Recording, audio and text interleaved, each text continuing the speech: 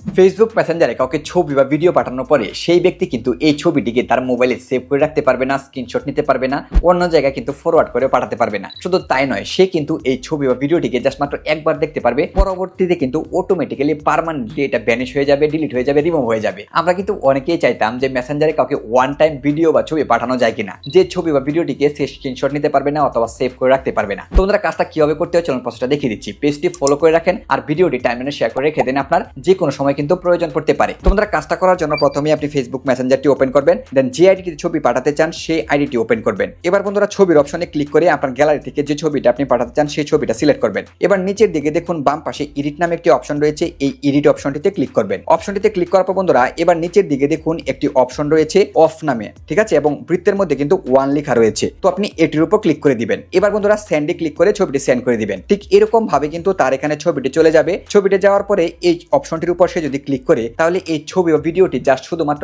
একবার সে দেখতে পারবে এবং পরবর্তীতে ব্যাক আসার সাথে সাথে সে কিন্তু এই ছবিটি আর দেখতে পারবে না, ওপেন করতে পারবে না। শুধু তাই নয়, সে কিন্তু এই ছবিটিকে তার মোবাইলে সেভও করতে পারবে না, অন্য জায়গায় কিন্তু ফরওয়ার্ড করে পাঠাতে পারবে না। তো বন্ধুরা এখন থেকে কিন্তু এই প্রসেসটি ফলো করে আপনি মেসেঞ্জারের মধ্যে যে কাউকে ছবি বা ভিডিও কিন্তু সেন্ড করতে পারেন, তাহলে কিন্তু সে কোনো ধরনের কোনো কাজ করতে পারবে না এবং আপনার প্রাইভেসি কিন্তু বজায় থাকবে। ধন্যবাদ।